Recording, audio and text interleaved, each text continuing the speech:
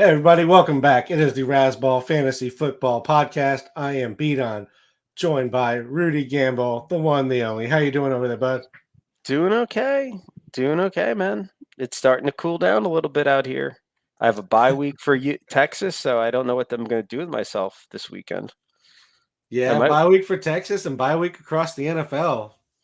Yeah, those are sometimes fun. It matters when you look at your matchup, how fun it is. I think I don't own any because Detroit's on bye week this week, right? I Yeah, I so I the teams on oh bye are Detroit, Tennessee, Philadelphia, and the Los Angeles yeah. Chargers. So the Detroit. So yeah. So I have Jake Bates in the Scott Fishbowl. But on sleeper, you have to play a kicker. You can't swap in anyone else. So, but of all the things to swap to stream it, streaming the kicker is not bad. Um, so yeah, so I feel like this isn't the bad one. There's always, no matter how well you plan, there's always gonna be a bye week where you're like, oh, that hurts. I didn't. Oh yeah, I have that team stack. That will naturally happen that one week. Um, do you have like so when you're in those like a super flex, do you try to actively keep three quarterbacks so you don't get stuck with a non-quarterback in I try and find a third quarterback in the draft if I can, and I look at the bye weeks and the yeah. matchups in those bye weeks to see if I can and find somebody. It doesn't always work out that I get a third quarterback just because of the cost, and that's fine too because that means I'm getting enough value at running back, receiver, tight end, Yeah. especially in something like Scott Fishbowl, where tight ends are. I mean, their points are absolutely absurd. So Yeah. yeah, In when you concept, can fill it in in with con those kind of guys, yeah, in I don't mind not concept, doing it. the tight end multiples are absurd. Whether you actually see them is another matter. This With the is way true. it is, yeah, we will talk about that later. Um, okay, so what do we start off with some quarterback stuff? Yeah, let's jump into the. I mean, maybe the best rookie season through 4 weeks we've ever seen. Jayden Daniels has 106 pass attempts. He's got an 82.1% completion rate. He's got uh, this week he had 3 touchdowns. Wait, hold on. So I got these stats all wrong. I'll have to look up these stats. But basically, Jayden Daniels has been really, really good this to start the season. This week he went 26 30, 233 yards, 1 touchdown passing, and then he had 47 yards on the ground on 8 attempts with a touchdown as well. I mean, he has been great. What are you thinking in regards to where he fits in rest of season among quarterbacks? And we could also look at this week, since as we know, it is a He, weekly game. yeah. And I mean, what are you thinking? I think he's a top three quarterback right now. I have him third rest of season with Jalen Hurts and Josh Allen slightly ahead. I mean, quarterbacks we know bunch together on this stuff, um, but we know from experience that it's unlikely of someone of Jaden Daniels' build will. This is going to be probably his peak amount of rushing volume. And he's certainly, and it's certainly not a team where he's got like a running back on his team that must get the ball from a rushing standpoint. Like I think it's a little tougher with like Jalen Hurts this year. When you have Saquon on the team, it's like, you know, there's that takes out some incentive for some designed runs, especially in the red zone. But so yeah, I think he's like right now I have him three. I have him, and with Lamar and Mahomes right behind him. Um, but for all intents and purposes, for our game, it's like, yeah, he's a must start. And the writing, the promise was seen last year in college. I mean, the guy was an electric runner. The only flaw I remember is that he took some bad hits. And that always seemed like something that someone who's his body mass will figure out. Josh Allen, I don't know. I think Josh Allen's always gonna he just it'll take something massive before Josh Allen changes his willingness to take hits. But the reality is I don't know it exactly, but I feel like Jayden Daniels is closer to like a Kyler Murray build with maybe an inch or two of height. He's got a lot more height. He's 6'4", so there's no. So the skinniness. Yeah, he's very thin. I think he weighs about the same as Christian McCaffrey, who is like 5'9", 5'10". So right.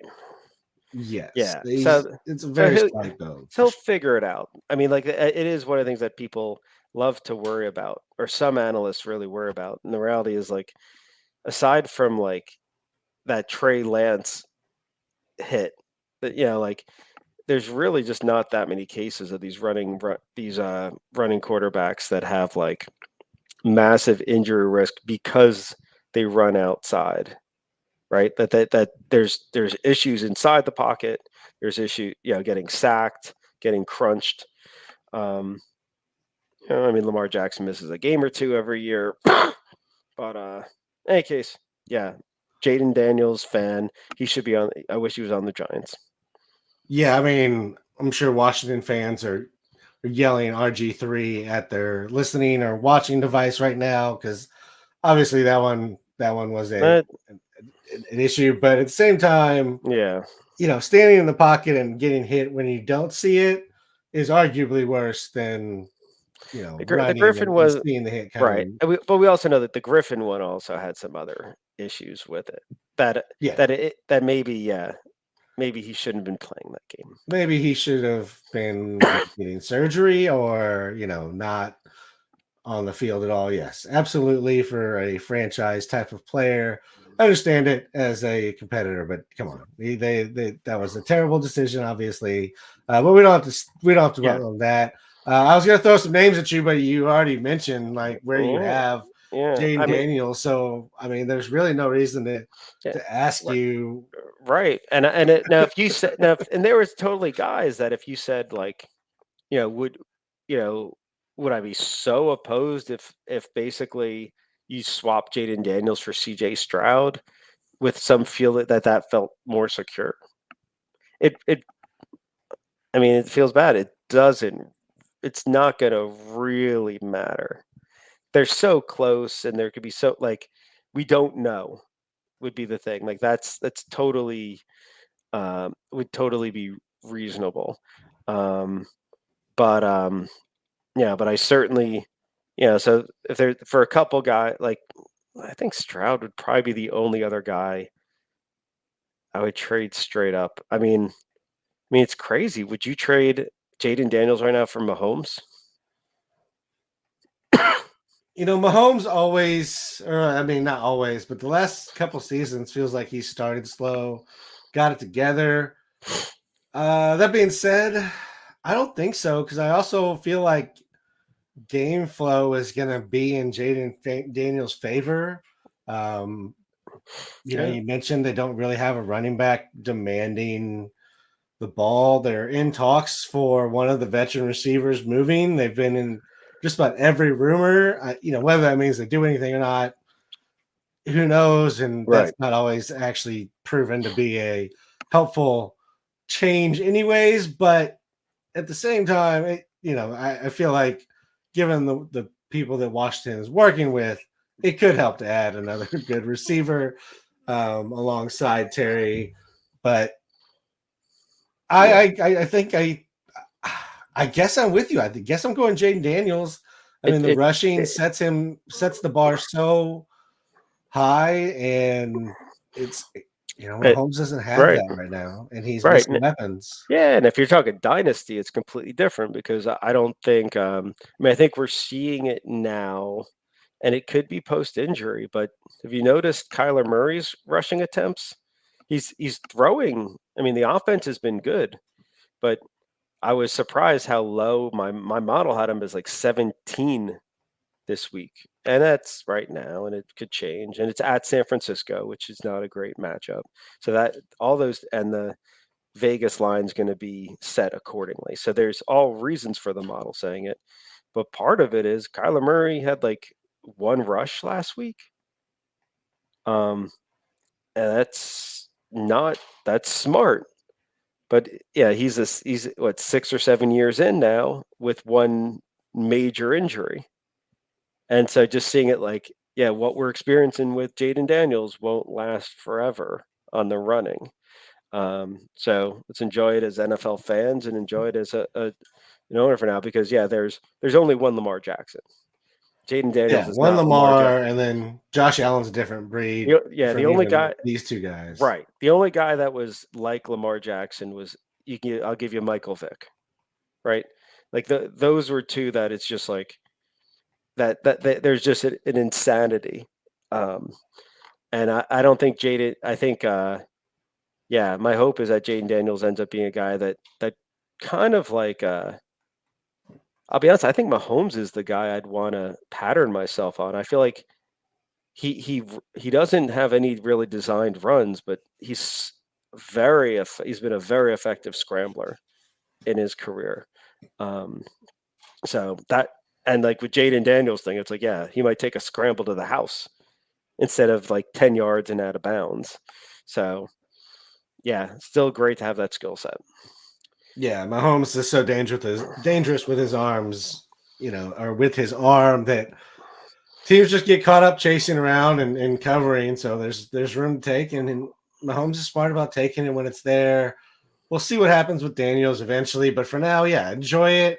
I think he's going to continue to rush. To your point about Kyler, he started the year, I think 5 rush attempts. Yeah, 5 rush attempts in the first 3 weeks. He had 1 last week. So if he's only going to run a handful of times in a game, I know that he is fast enough to take one to the house, but you still need a little bit of, you still want to have some attempts to build it on. Like 5 attempts is a very slow day for Lamar Jackson. I think Jayden hasn't even, he's rushed 8 last week, I think was his low for the season. So to your point, Kyler's not strictly a rushing quarterback right now.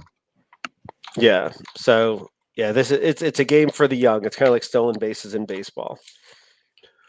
Yeah, let's continue with quarterback real quick. Let's talk about a couple of bounce back quarterbacks. And it is a young game, and unfortunately, these guys aren't young, but they're turning it around.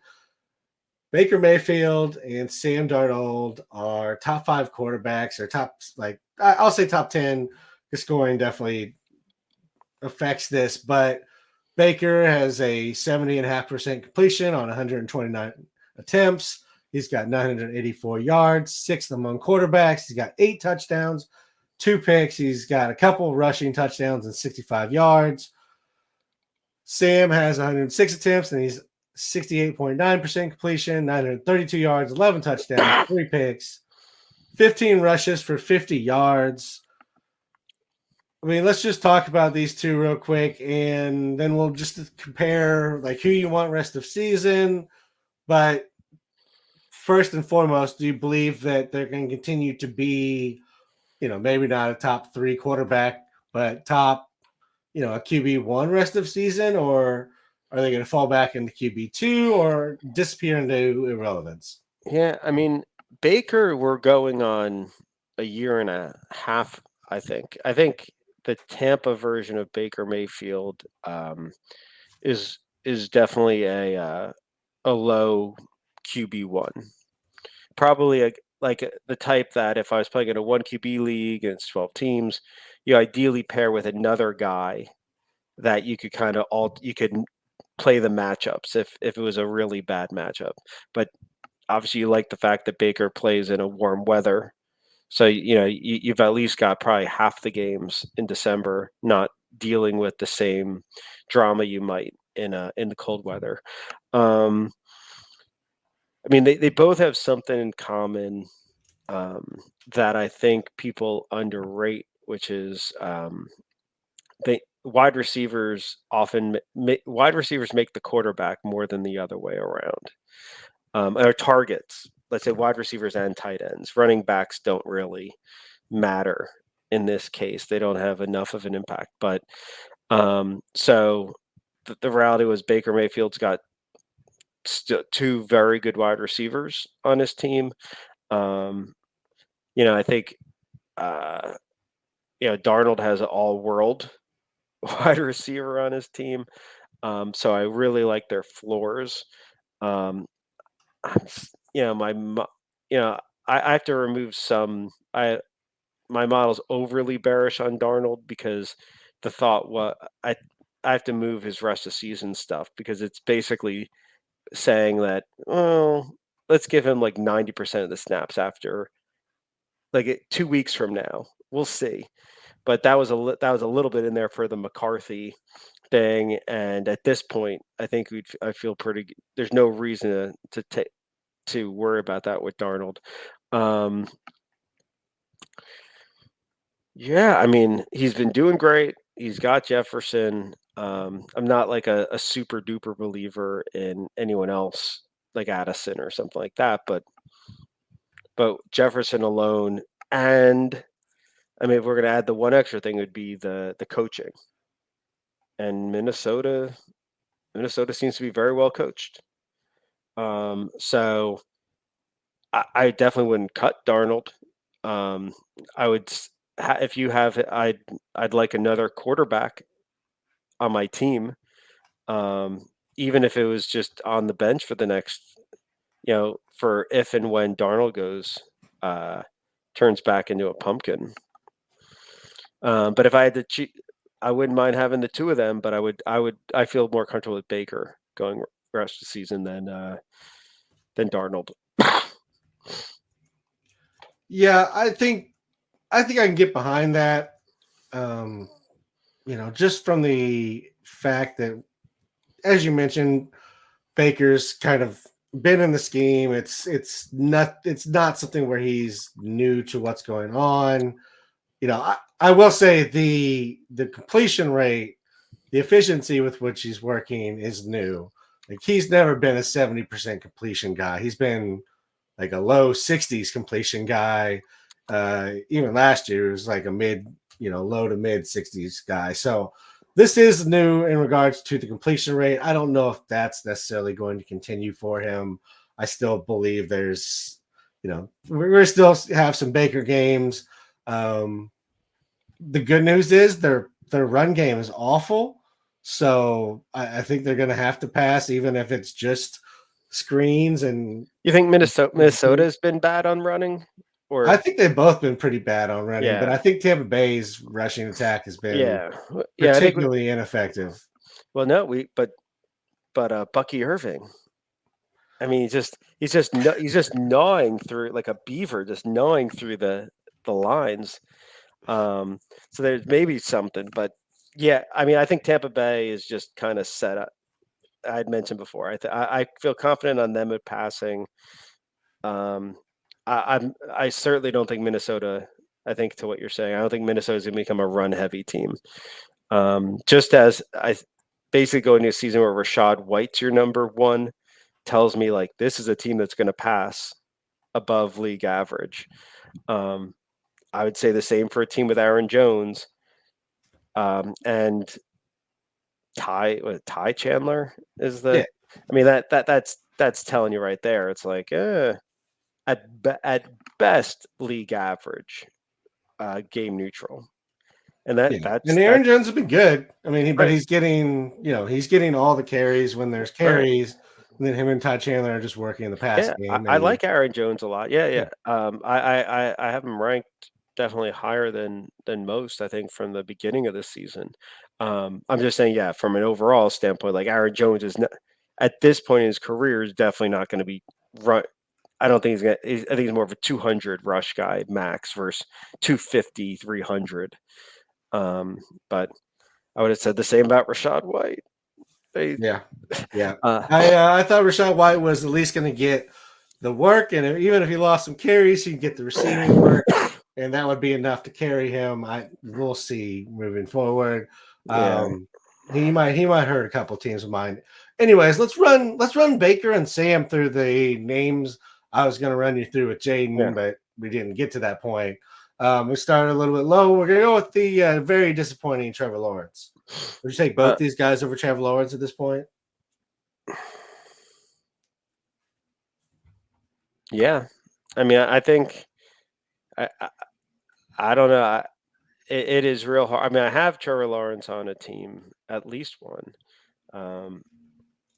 Yeah, I don't know how anyone's looking at the situation right now and basically not seeing it that Tyler Lawrence is just a jag in real life, literal team name and fantasy.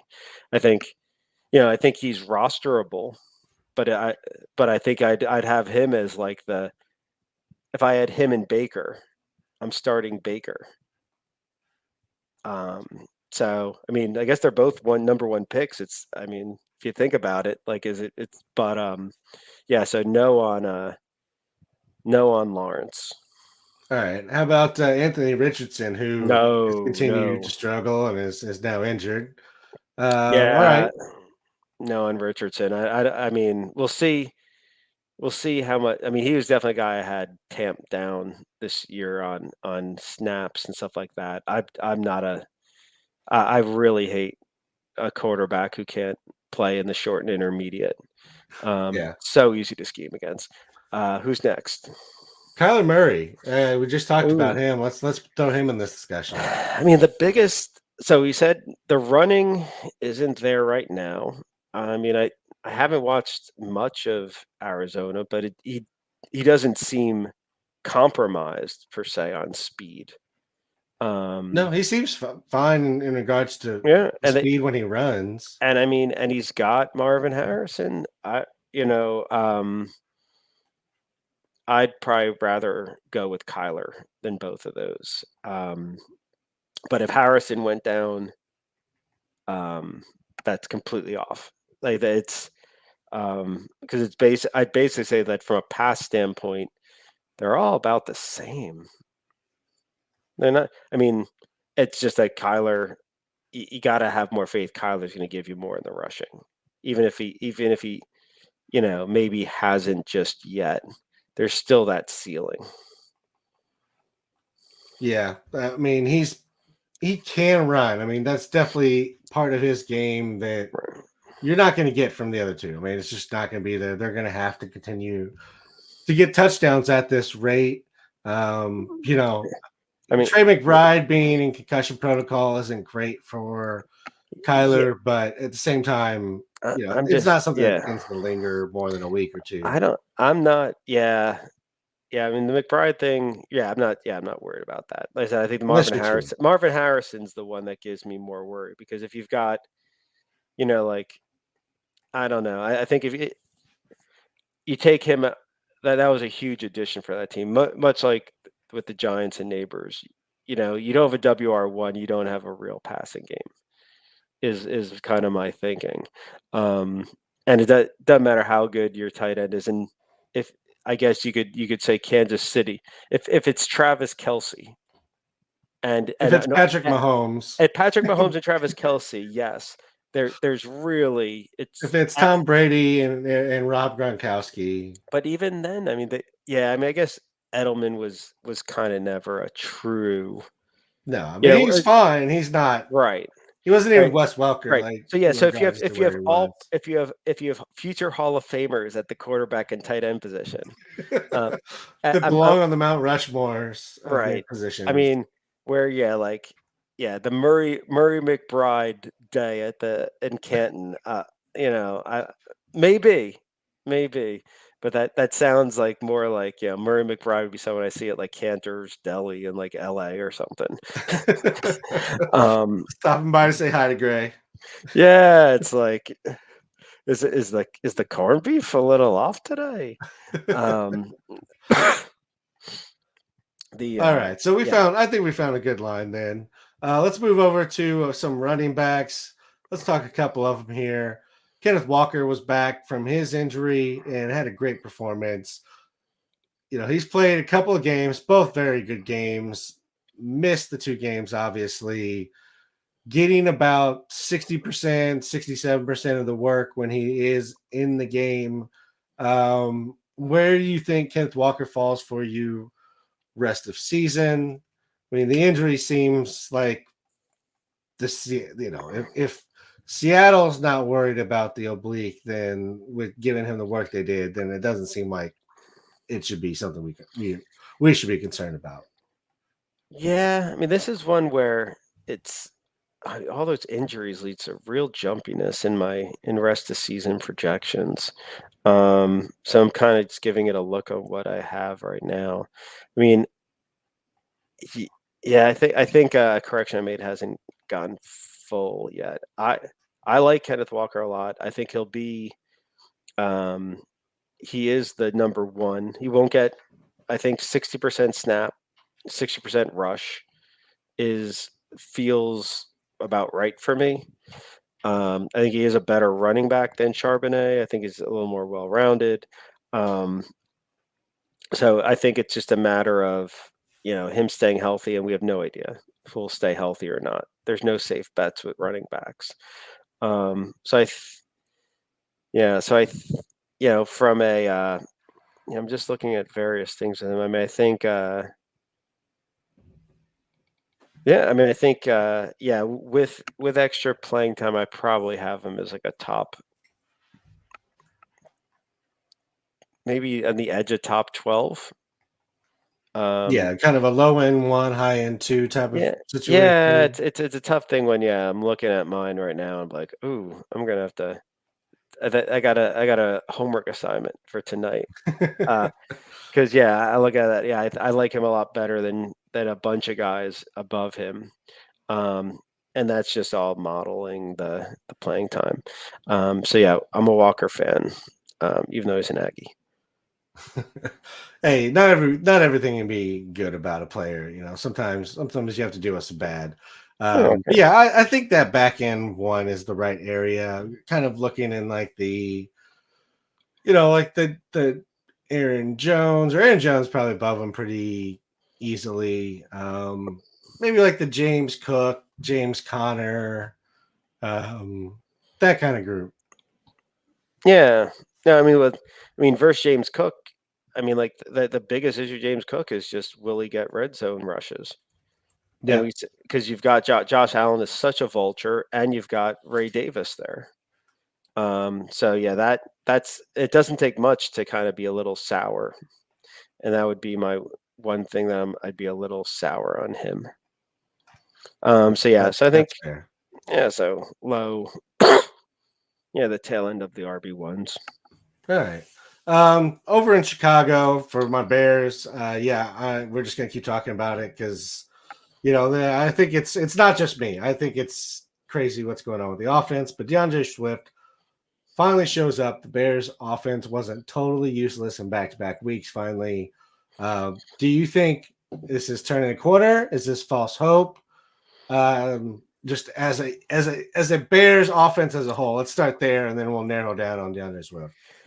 I mean, I'm looking at his game log, and I mean the rushing the first 3 games was so bad. And he obviously he got more. 7 for 7 on targets for 72 yards is pretty damn good. So it's a great looking line. I had him as. So I'm looking at. How do you feel on that O line? I mean, I think that the reality is that DeAndre Swift is a much better talent than a guy that should have gone the first 3 weeks averaging less than 2 yards a carry. So we know the reason is, I think, a combination of the O line, and I am not hearing great things about Shane Waldron, the offensive coordinator. I've no OCs don't change that quickly. It's really, really rare for every. So I'd say based on what I'm seeing, I think it's more fool's gold. It's not as much a Swift issue. Your hope is that Caleb Williams progresses as we'd expect. Maybe you get a little health and you get Keenan Allen there. You get the 3 wide receiver sets you'd want, and that could maybe spread it a bit. I'm leaning toward bearish because of the O-line and Waldron, because I don't think either of them are going to measurably improve this year. Yeah, they're both pretty bad. I will say there's an image going around about the route tree that I saw that. Specifically DJ Moore and Jackson Smith and Jigba ran.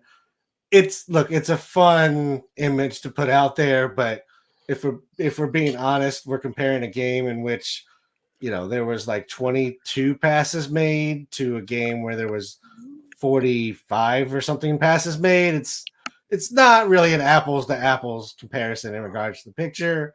That being said, I'm also not saying Shane Waldron's a good OC or even that I like him as our OC. So I agree that we may be able to do better than Shane Waldron, but I don't agree about using 1 week of random. Right. I'm saying I'm bearish, but I mean, give me two good games out of the next 3 would make me feel better. But the reality is, it's like there's a lot of uninspired running backs like out there. So taking a chance on Swift, who we know has solid rushing and receiving chops, and a solid job in terms of share and everything. So I don't mind taking a shot on him. I just keep your expectations in check.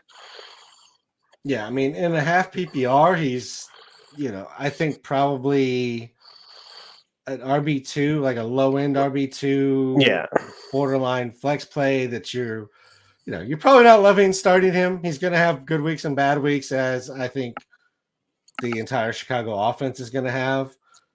But I think that's where he sits just because of the usage that he's seen. I know there was some talk about Roschon Johnson, and he fell in the end zone, but it's not Roschon Johnson. Let's be serious. Yeah, he's a good rotation. Roschon's a good rotation back. Yes. Herbert appears to be the type of guy that you slot in a couple weeks a year, but clearly was at least that's what the Bears think. I don't see him suddenly like stealing time from Swift. No. So Roschon's almost like perfect. I mean, remember Bijan got tons of yards sharing a backfield with him. So if Roschon alone could just make sure that on pass plays Caleb Williams is protected, that'll pay off. Yeah, absolutely. All right, let's move on to tight end. Well, one tight end in particular, but really, let's talk about them all because they're just terrible. They've been absolutely awful. Sam Laporta is still scoreless. That's embarrassing. I mean, by the points, depending on your league, it's Goddard, Kittle, Bowers, Freiermuth, Likely, Tucker Kraft, Dalton Kincaid, Trey McBride, who's out with a concussion, Zach Ertz is a tight end 1, Ferguson and Kelsey pulling up the back end, even as bad as he's been. That's definitely not the order we thought it would be in. No, I mean it's tough. I mean, I think this was one where Detroit is a real tough team to project. And the question kind of gets toward would you rather be right on 2 really good ones and just be wrong on 2 versus fade the whole team versus consensus? But I mean, the Laporta thing, basically the case for it was, well, you already know you have Amon St. Brown. So as long as he stays healthy, he's going to command WR1 share. And how active you're going to, you have with Gibbs and Montgomery, and that's a team that seems well balanced. They're not going to pass a lot, and they're good on defense, so you're not going to even be game scripted into passing a lot. Once in a while, I think we had one game this year where they passed a ton. But I might be wrong, but the Laporta case almost hinged on like nothing else can happen. Like the second and third wide receivers have to suck. And, so it was very fragile. It wasn't going to hurt Amon St. Brown because wide receivers are going to get their things. Tight ends, kind of, you have to plan and scheme for or look for as a read. So, yeah, I'm not bullish on it changing for Laporta unless we saw, one of the wide receivers go down. Still valuable in real life, but I mean, is it fair to say he's getting kittled?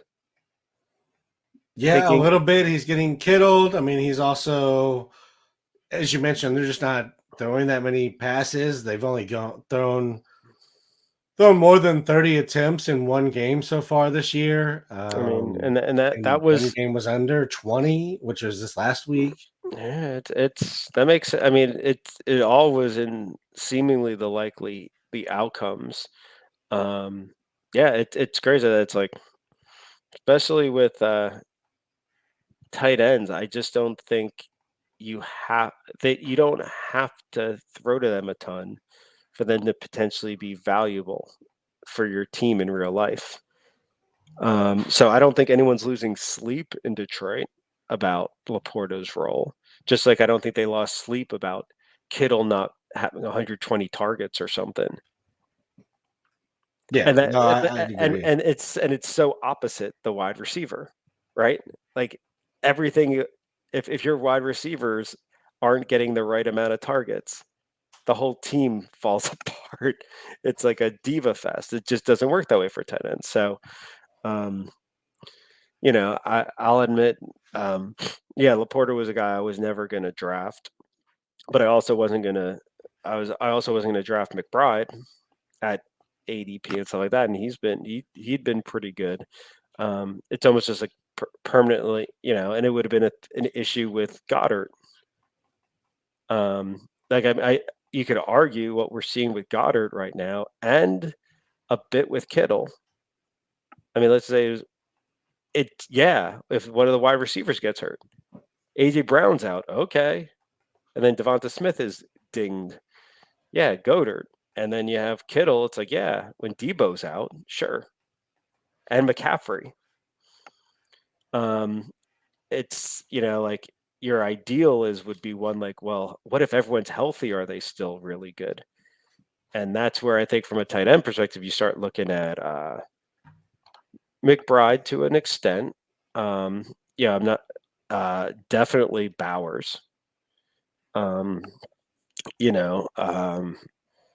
yeah, that one's intriguing. Wouldn't mind having a better passer there, and that's not gonna happen this year unless they trade Devontae Adams for a quarterback. But that doesn't seem to happen very often. It's pretty ugly at the tight end thing. This is I certainly wouldn't be making any major trades because I think it's all real fragile. And for some marginal gains, and that you have that maybe you just keep scrapping and until hopefully you find a guy that has like a 6-week stretch. I know a guy that I targeted that had like later in drafts was someone like Tucker Kraft, thinking like Green Bay just seems like an offense that there's enough for a tight end to be pretty useful. And yeah, the other, I'm blanking on the other guy at Green Bay, but I think because maybe he's hurt, so I don't see him in my rankings right now. You talking about Luke Musgrave? Yeah, is he hurt? Yeah, he's got an ankle injury he's dealing with right now. I should have just filtered on it. He's played every week, but he's a little dinged up. Yeah, so Tucker Kraft was dinged up in the preseason though, so it's kind of it was like, well, which way does it go? Because we thought it was Tucker Kraft, but he was injured. Yeah. Luke Musgrave wasn't. And then we got to the season, and like Luke Musgrave's not injured, but he's also not healthy. But it's been Tucker Kraft. Like, yeah. Yeah. So, I mean, it's just one where I'd stack a couple, I'd hold on to a couple and see if you could run into some good luck. Yeah, I mean, I think it's kind of a luck. It's kind of matchup based. A little this bit, year. yeah. You know, if you have a guy who's part of the offense, I feel like that's as much as you can kind of ask for at this point. Like, and then you just and that, I mean, if you could line it up with a team that's gonna pass a lot that week, that's really good. And that's, I mean, if there's anything that's the downside on a Laporta, and maybe you'd say it could, like, it doesn't make you feel great about a Freiermuth. No, because you know, like if Russ Wilson was the quarterback and Arthur Smith wasn't the OC, maybe your mood changed a bit. So that's how I'd kind of think. I'd think, you know, and I probably would also, you know, everything equal, I'd be a little wary of either the Baltimore tight ends at this point. That, yeah, we can't. I've lost all the any of the goodwill and trust we had in Mark Andrews is gone. Yeah, that not as, I mean, I don't know what's going on, but he might I don't have. think anybody knows what's going on. Might have, you know, but between him and Likely, it's like I have no idea.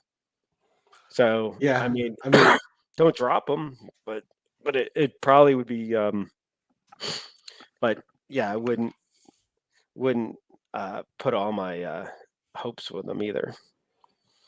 is it crazy to think that maybe the tight end that has the least amount changing around him might be the rookie Brock Bowers?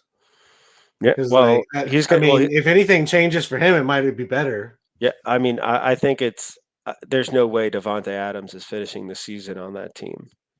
Right. So, I mean, his target share is just going to go up. Yeah, I mean, He might get more coverage. Maybe that hurts him because there's nobody else there. But yeah, I mean, no, again, you just Bowers get involvement. and if you want it, I mean, and a less inspiring guy would be like a Jake Ferguson, where, you know, like you could, it's like, I mean, just compared to the Detroit situation, let's just say you've got your WR1. Lamb's going to have as many targets as any wide receiver, but you have shittier running backs for sure. You're not going to target them as much, and you don't have Jameson Williams. You have nothing. I mean, they have a pretty, and Cooks is now dinged up, but they've got a really bad WR2, WR3. So, and the last thing was Dallas throws it a lot because they're not great at running, and their defense is leaky, has been leaky at times. Yeah. So from a heuristic point of view, stealing that from, I think Adam Herstad uses that a lot.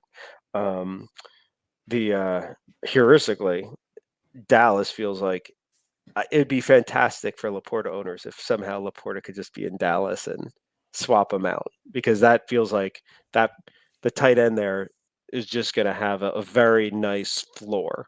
No ceiling, probably not so much, but a really nice floor. Yeah, I mean, he might have like a random 2-touchdown game. Yeah, Just gets the red zone look, so he has the right matchup. So, I mean, I think there is a little bit of upside, but it's in the traditional tight end upside, which is touchdown based. Right. But yeah, I mean, there's not many guys that fit that mold anymore. I mean, right. And there's also, I mean, yeah, I don't think we could have. I don't know what to think with Pitts. Seems fair to just assume it won't happen. And I don't, yeah, and Ingram could be. Maybe. I mean, Ingram could still come back and be useful, but that offense is throwing so little, and Trevor Lawrence is so bad. He's been such a low value. He's basically been a volume guy. When I say that, like the yards per target, the ADOT, the yak, nothing's particularly impressive with Evan Engram. He's just giving you volume. But he might be able to do that. That's not a bad situation because we know Gabe Bruce ain't getting the ball. Yeah, I mean, it's not that dissimilar from, Ferguson, Gabe except Davis. we trust the quarterback Bruce. a little bit more. Yeah. At this point. Right. Okay. Yeah, so there's a handful of guys. There's a handful of guys at tight end that maybe fit the right situation, but there's no separation. Don't go trading for them unless you have just excess. I mean, let's just say the key learning with that, if we say like a couple learnings to apply for next year and see if we can remember, is one, if a guy looks like he's a mediocre running back, just assume he won't get true RB1 shares. So let's say like the Rachaad White kind of learning, right? That, the second one would be like, should we avoid just getting too excited about a tight end? I mean, there are it happens every year though. We do it every year. I mean, and there are guys and I would say like it would have to be like a true utter unicorn, and the situation where you don't have where the volume, where you have a good heuristic. So Laporta doesn't fit that, but I certainly can't apologize for being giddy about Kittle a couple years ago, because that guy's is like a yak monster, freak, athlete type. But generally tight ends break your heart. Yeah, that's generally how it goes. I mean, even number 1, number 2 right now, Goddard, Kittle, well, we kind of expect them to come back down to earth because people are going to return into those offenses. Yeah. So yeah, it's a terrible situation. Let's move on. Chuba Hubbard, he's been a positive thing in this season. That's good to see. He has back-to-back teams are scheming for Dalton games. He's just benefiting because teams are going light in the box for Dalton. He has back-to-back 100-yard rushing games, 9 receptions between those 2 games, a touchdown in each. Miles Sanders is there. Jonathan Brooks is coming back at some point, even though he's still not even in the practice window, which means it's probably likely about 4 weeks out still before we see Jonathan Brooks. Yeah, I had to look at that today. And I mean, it's not surprising. The ACL injury was later in the year. You have to, there's no real reason to rush. No, just ride this wave. No pun intended. As long as they can. No pun intended with that rush run. That really was not intended. I mean, there's also, I don't know if there was a real reason they took him in the second round. I love the guy. That does not make sense for a team like Carolina to use a second round pick on a running back. There's no discount. What's the discount? He wasn't going to be a first round pick, even if he, maybe he's end of first round if he didn't have the knee injury. So with Hubbard, I mean, we've seen, I think this is kind of a bit on the fluky side. He's had run the last year or two. It does seem like the team's clearly been rejuvenated a bit with Dalton. So he's a must start for now. We know Sanders isn't going to get more than he's a clear second rotation guy, that there's a hierarchy there. So yeah, I'd be riding Carolina. It's certainly, and I mean, he's not the only one, because Deontay Johnson's sprung back to life. Really, with Dalton and stuff like that. And so I feel like Leggett had a decent amount of targets. It's they're back in play, but I think Hubbard's a week-to-week rental, as we kind of end up as the year as the season goes by. You kind of have to see you see running backs in more week-to-week. Your flex guys, your RB2s. So yeah, I see him as that, and then I think if Brooks comes back, probably neither of them are playable, right? Like that does feel like I don't think they're gonna. I don't think Brooks will play enough this year to warrant um, flex ownership, and yeah, there's just not enough to go around. Probably. I mean, Miles Sanders will be mothballed, so you could argue. Yeah, I it. I wouldn't be overly bullish on it. I'd imagine Hubbard goes back to more of a third down back ish type of role, and those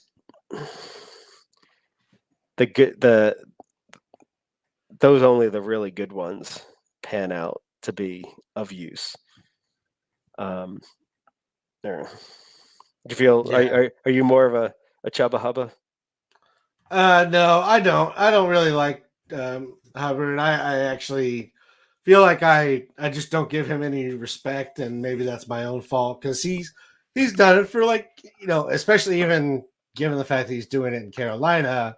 I should give him a little bit more credit because he's probably better than what the numbers show, given how bad they've been for the last couple years. But I mean, they've got it together. He's looking good so far.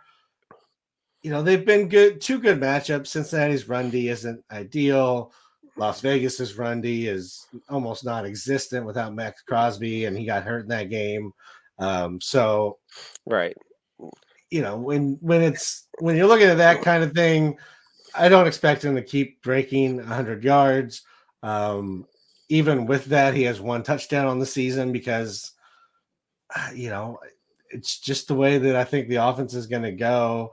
It is helping, I think, that the quarterback, as weird as it is, Andy Dalton is more threatening than Bryce Young to defenses. That sounds really crazy, but that seems to be the way it's going, which has opened up a little bit of running room. But I don't see this Carolina, run continuing.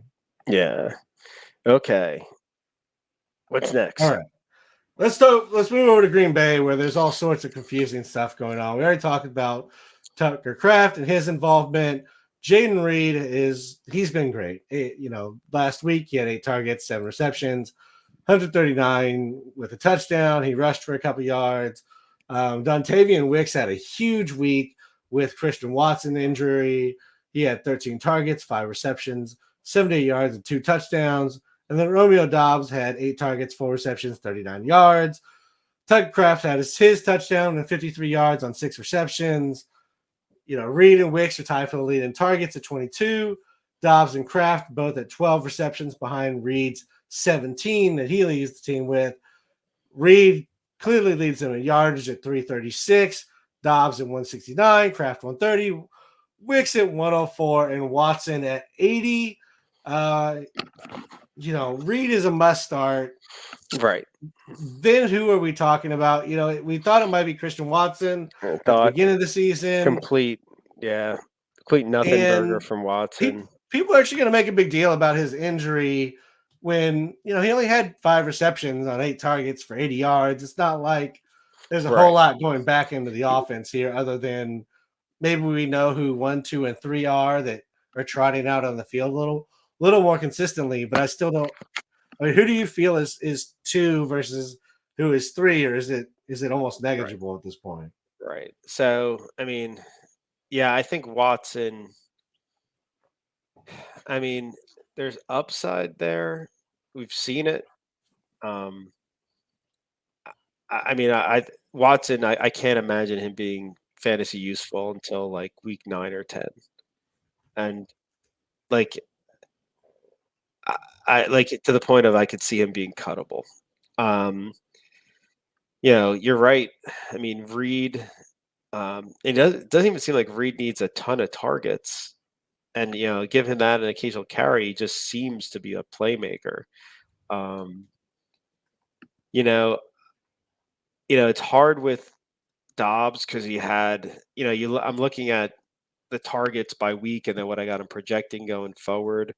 Because week 2 and week 3 are anomalous because you had Willis there.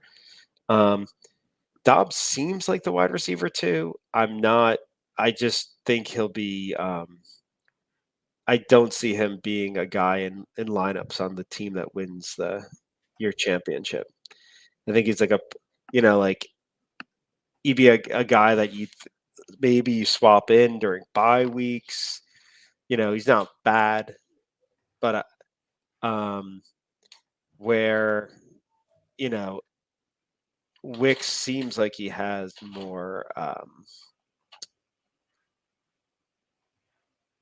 upside to me. So I'd say, I'd start Reed. I'd roster Dobbs and Wicks.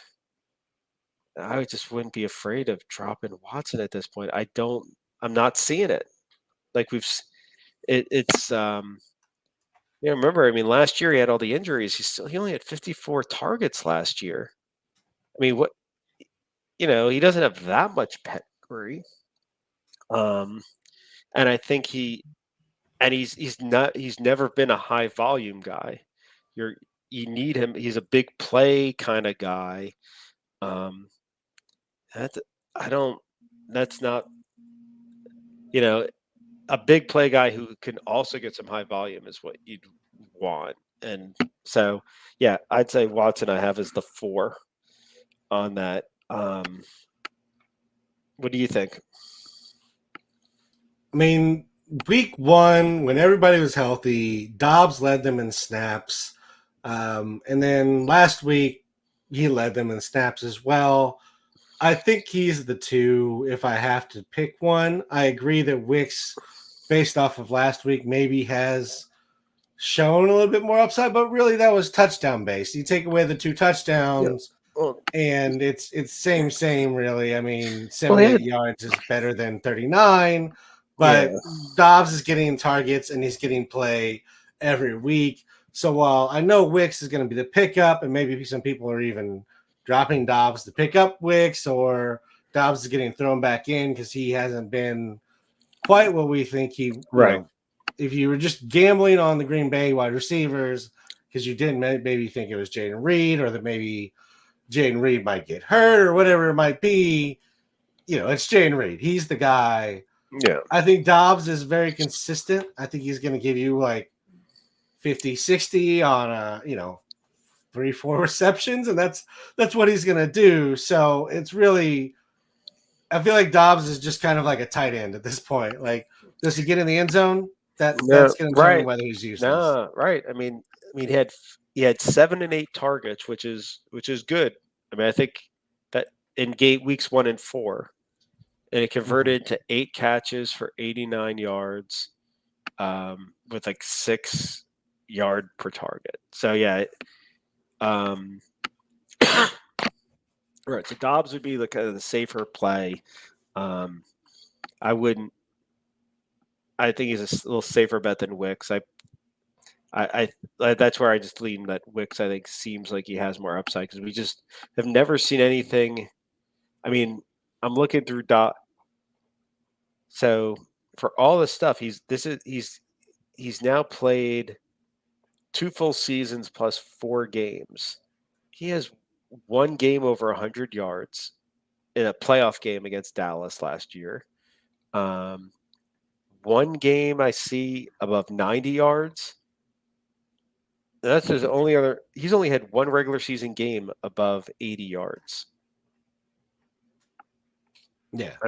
So I think so I wouldn't be afraid to just kind of try to roll with Wicks, because I think if they find some explosiveness with him, that could, and Watson just kind of somehow becomes a rotation guy.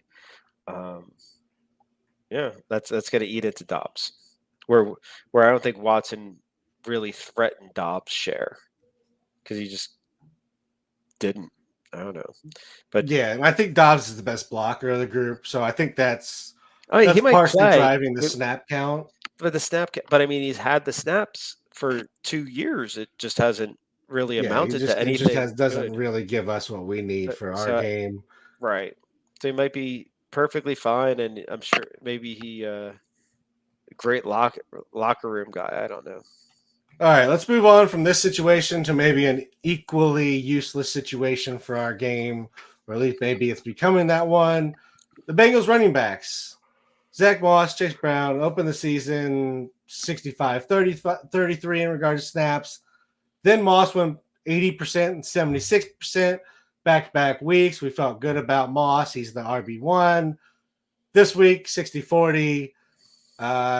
Chase has more carries, more yards. Moss does find the end zone, which helps save the start at least. But where are you at on the Bengals running back situation at this point? I had my chips on Chase Brown to start the year. I thought he was a really good value where he was being drafted. But I think you got to be honest with why. Why did I think that? Because I thought he could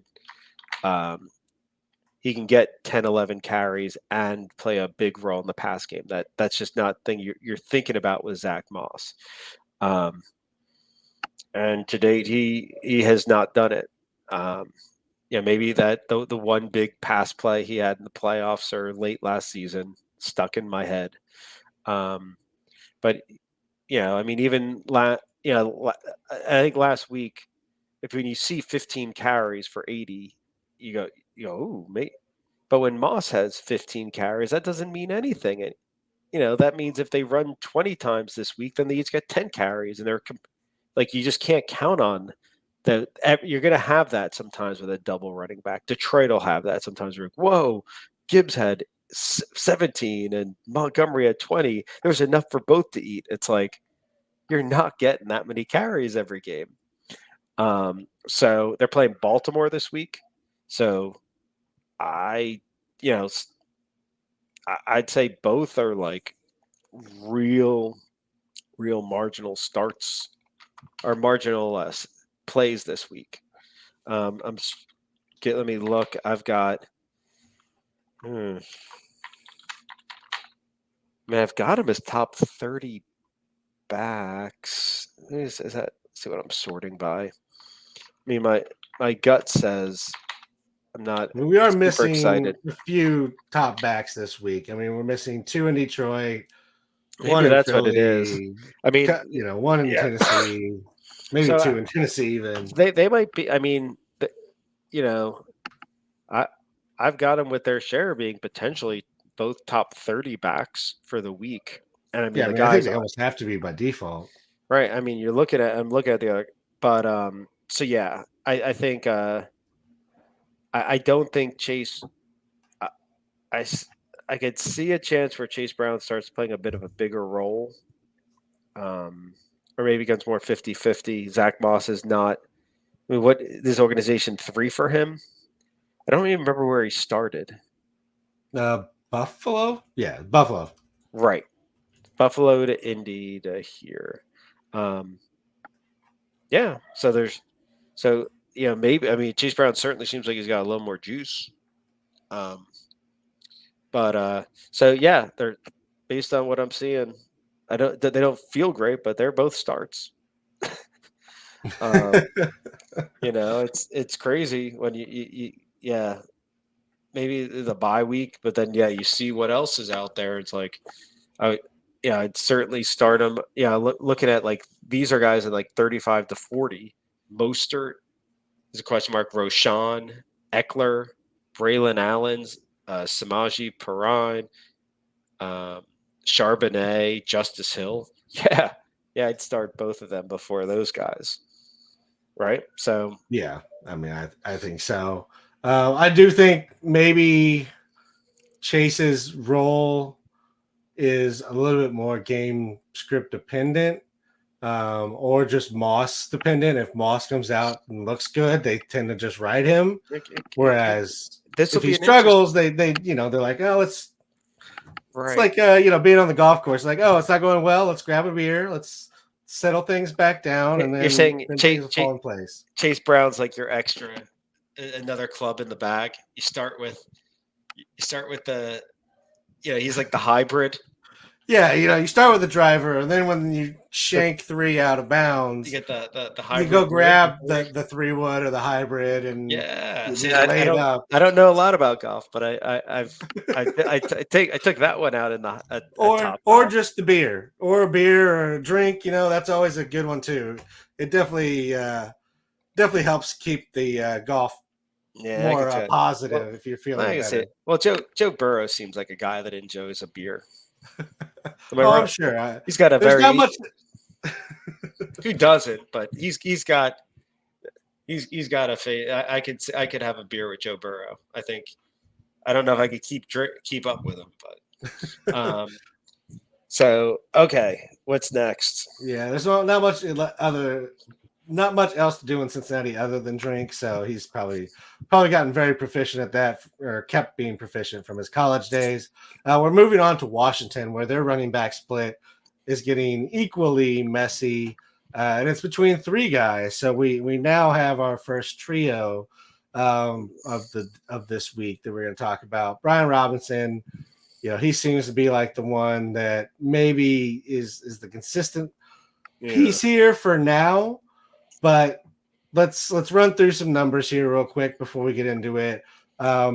Week 1, week 2, Robinson and Eckler split pretty evenly, with Robinson having slightly more. Week 3, Eckler gets hurt. Robinson has 76%. Looks like he's going to have the job. Week 4, 63-38 with Brian Robinson and McNichols. McNichols performs well. 8 rushes, 68 yards, 2 touchdowns, 1 reception for 6 yards. Eckler's out on concussion protocol, so we're waiting for him to get clearance. Maybe that happens this week. Maybe it happens next week. They've said the signs are positive so far. But what do you think this looks like once Eckler's back? Because if McNichols performs again, especially if Eckler's out, this might start pushing this into a trio. What are your thoughts?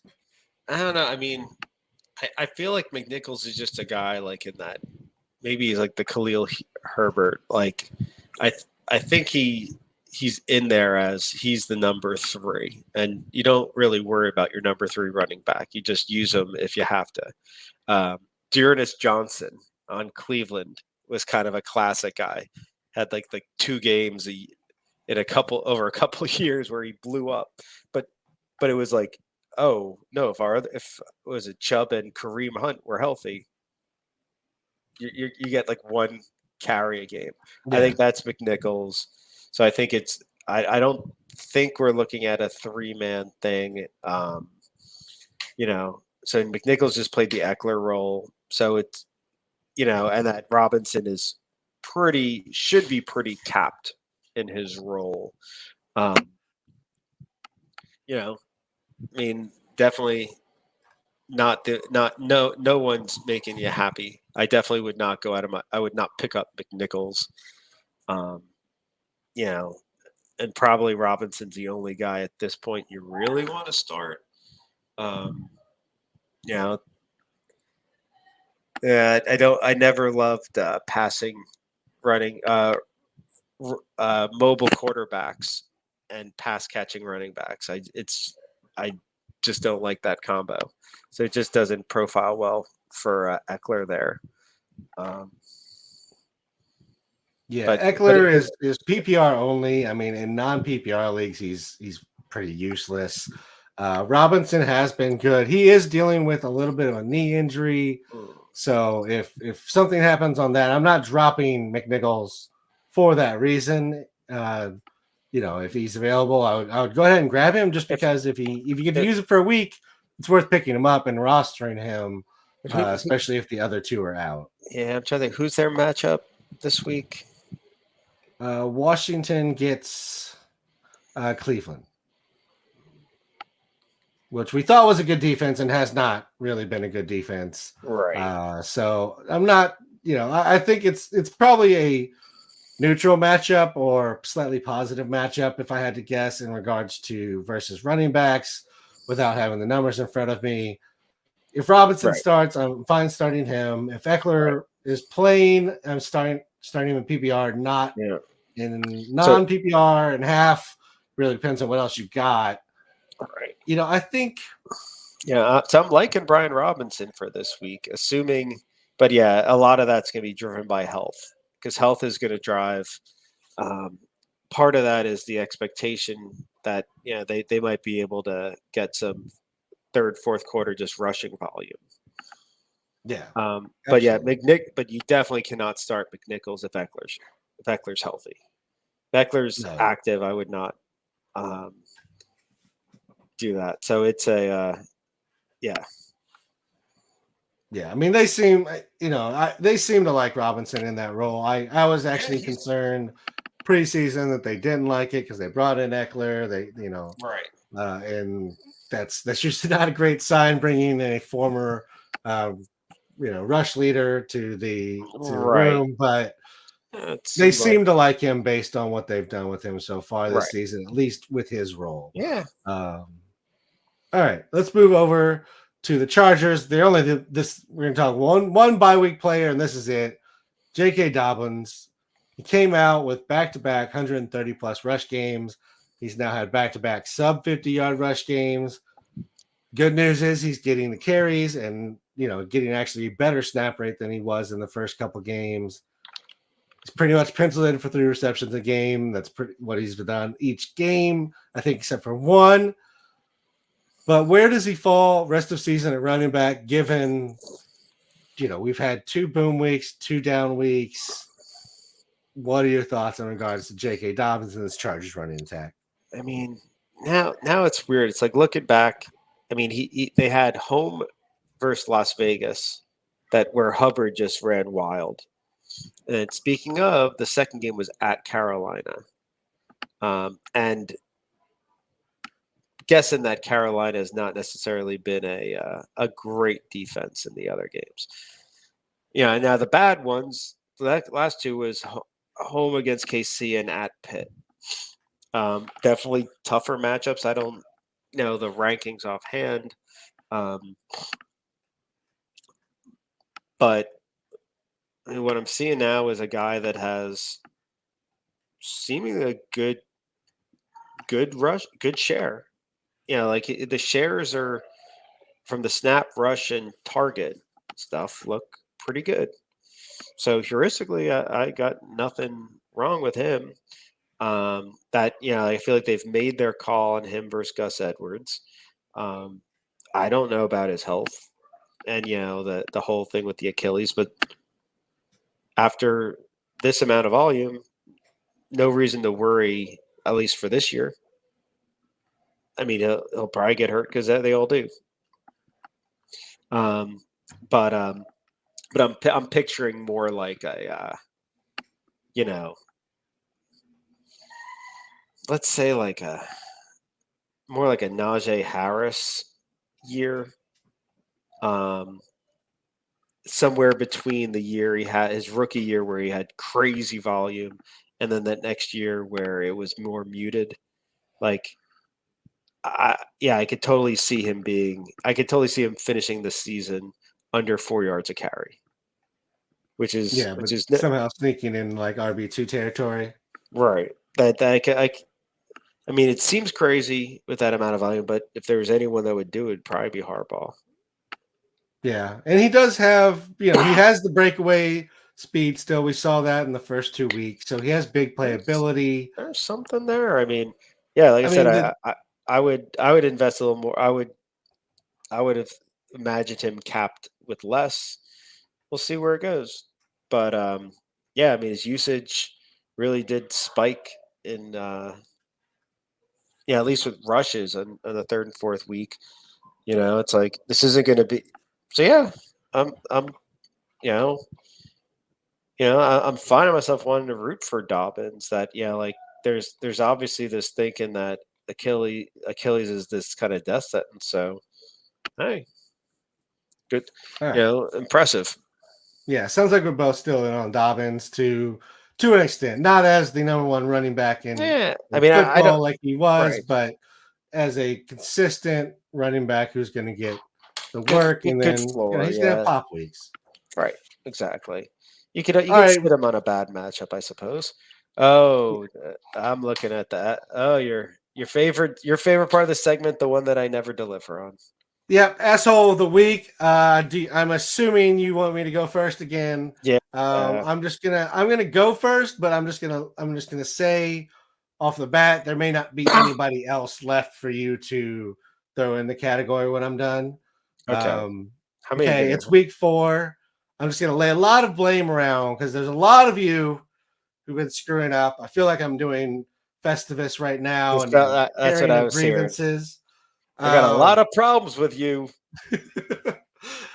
it's been bad for the top 25, the top 50. 15 of the top 25 were either injured or have been bad. 32 of the top 50, just going off of my count that I did as I was looking through ADP and just counting off numbers of players who have been bad. That means out of the top 50, around 20 players have been useful.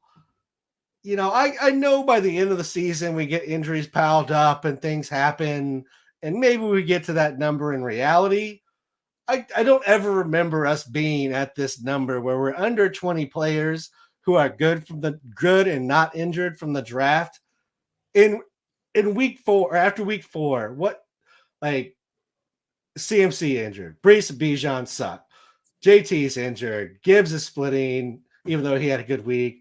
Chain's already had an injury. Pacheco's injured. Rashad White is useless and may lose his job. Josh Jacobs has been bland. Mixon's hurt. Tyreek and the whole Dolphins offense is terrible, minus Tua. Chase had the whole contract and slow start. AJB is injured. Garrett Wilson's awful. Puka's injured. Have it help you if you own Drake London, DJ Moore, Jalen Waddle, Mike Pittman, Brandon Ayuk. Devontae's injured. Amari Cooper's whatever. He's not even the number one receiver on his team anymore. Zay Flowers, he's just dying this after the start of the season. I mean, there's so much blame to go around. It's not my fault my teams are bad. It's your fault. Right. Well, maybe some of this is that. I mean, offense is down overall, right? That is It that is. whatever reason, like so.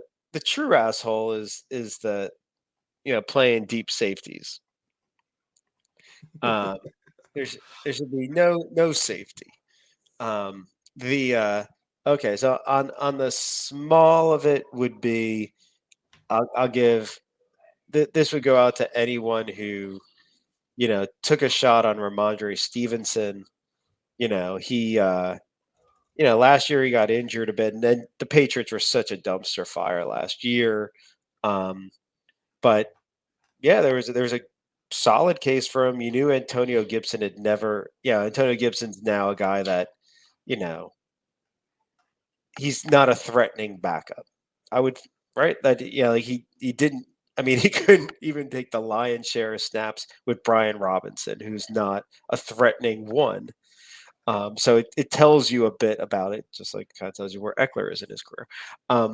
So, and then Ramondre gets super usage in the first 2 games, because the other thing is that Ramondre can get passes. So looking at his first 2 weeks at Cincy and home against Seattle, not awful matchups, right? Like, or not cakewalks.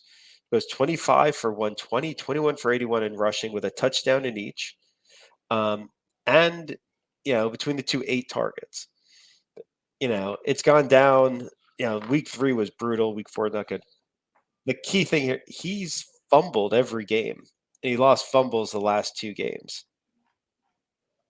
If you how do you remember the last running back that was basically in this good a position to prosper, and it's not a health issue. It's that he's fumbling so much that he might have screwed up the job. It's all speculation now with Gibson. I'm not hedging too much. But if I had to guess, I'd be like, I don't think he's going to be running 20 times a game. I don't think he's going to get that 70% snap share. I mean, like, it's almost like one more fumble and like the coach's heads explode. So that would really, really rare for that to happen. I've blocked it out of my memory. Like basically the history of the NFL with running backs who fumble is like this, and then goes back to Tom Coughlin teaching Tiki Barber to hold it high and tight. Hold the whole damn football high. The high and tight thing, because that was the last running back I remember who had any type that fumbles even came up. I mean, I'm looking at I don't even track fumble. I have fumbles lost on the on my he lost he lost one fumble in 2023 and one in 2022. And he's done that. So he's basically squeezed 2 years into 2 weeks. So yeah, there you go. That's mild kind of a-hole. And I don't even have Stevenson. But he is a Sooner, so I don't really mind.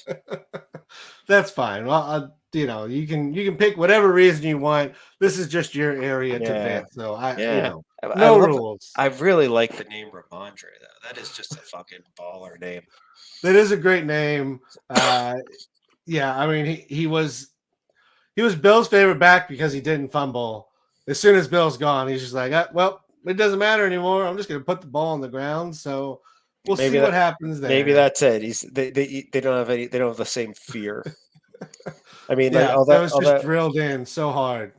Mayo is slippery. So, all right, Rudy, that's going to do it for us this week. If you have any specific questions for us, you can find us on Twitter at RazBeaton, at Rudy Gamble.